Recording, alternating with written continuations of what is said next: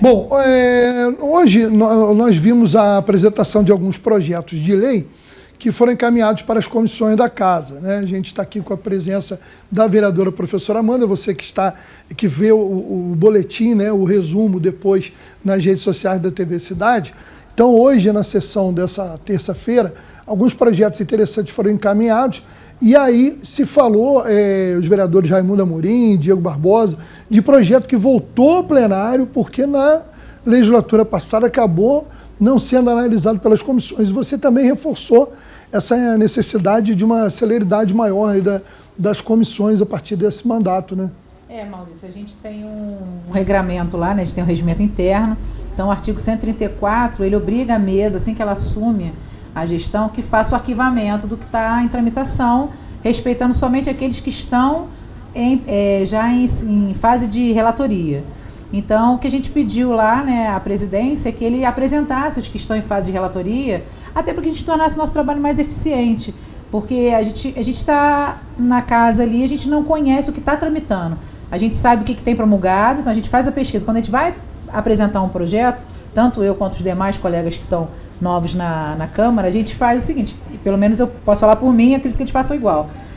E a gente faz a pesquisa do que tem de lei no município, a gente vê o que tem de demanda e a gente tenta fazer ou lei complementar para melhorar algum texto legal ou alguma nova regulamentação para que o município seja mais eficiente nos seus serviços. E aí a gente já teve alguns conflitos internos em sessões anteriores, porque já era projeto do colega que já tinha apresentado no período passado. Só que esse projeto, ele está onde? Ele está em que ordem? Ele está em relatoria ou ele está só na comissão? Se ele estiver só na comissão, a mesa tem a obrigação de arquivar.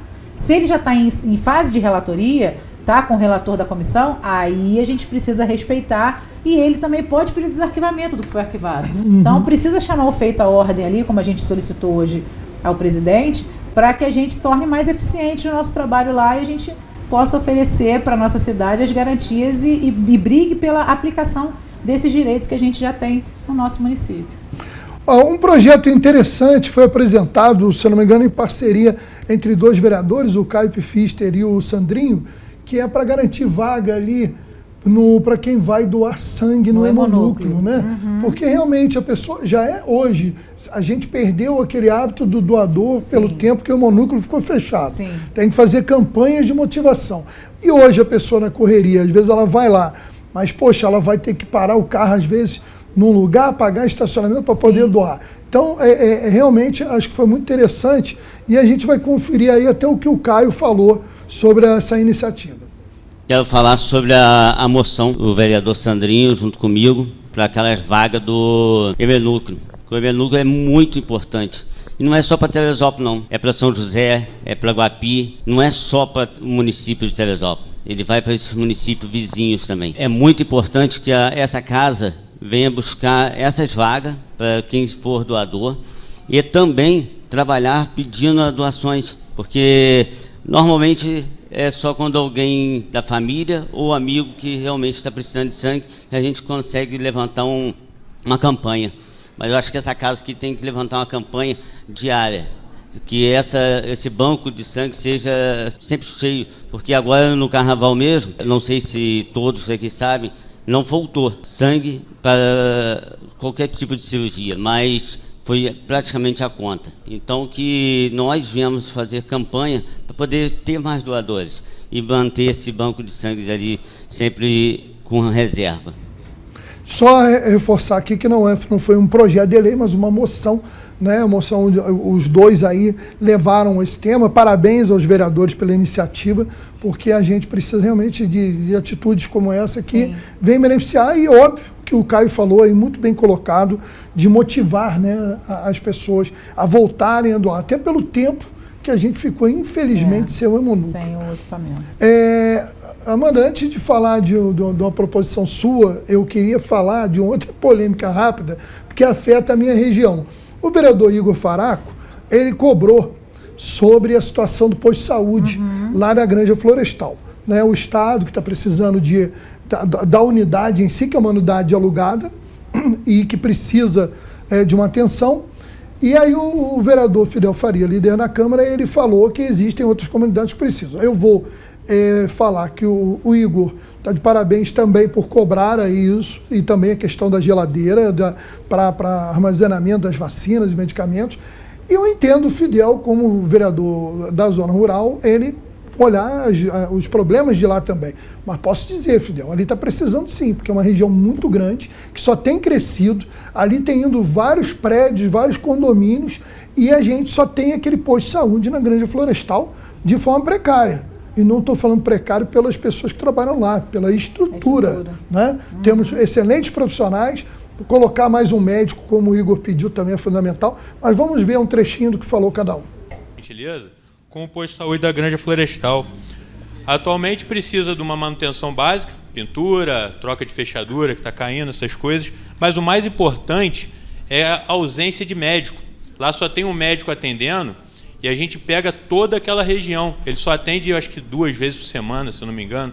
É uma carga horária de 20 horas e não está dando conta da demanda de atendimentos. Então a gente precisa focar em ter um novo médico lá, assim que for possível, contratar mais um médico para atender aquela população, que não é só Granja Florestal, ali atende Posse, Campo Grande, Salaco, Salaquinho, todo o entorno está sendo atendido por aquele posto. E, infelizmente, um médico só não dá conta. Outro ponto importante. Vereadores, mesa diretora.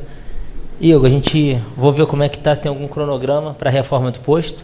Não vejo hoje se tem condições de fazer uma nova construção de um posto para a Granja Florestal, mas entre poder fazer uma reforma lá e dar um atendimento melhor, eu acho que é mais viável, e sim termos um posto no 2º distrito, lá em Água Quente, onde precisa mais, que é o lugar mais afastado, que está há muitos anos muito mais abandonado.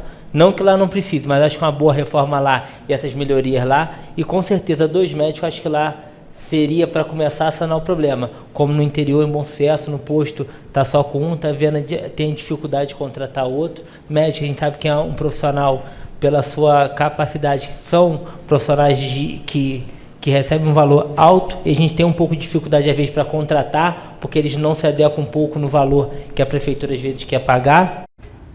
Realmente isso às vezes é um problema realmente na contratação de médico, mas eu discordo do vereador Fidel, respeito a opinião dele, mas como morador da região sei que lá é necessário. E vale lembrar, lá tinha um posto de saúde que foi derrubado por uma barreira, caiu em 2016, e até hoje temos o terreno, mas não pode ter um novo posto de saúde, porque tem que ser feita primeiro uma contenção para poder utilizar aquele terreno. Então é um projeto que eu já falei várias vezes aqui, e quanto eu puder lutar por ele, a gente vai lutar. Agora, Amanda, você vai falar a sua parte aqui, você falou sobre vários temas, mas eu queria que você falasse sobre um deles, que é a questão de concurso público, né? A gente, nessa visita, né, a Brasília, a gente acompanhou algumas questões lá, e inclusive, quando você fala dessa questão de fazer a contenção, isso está dentro do...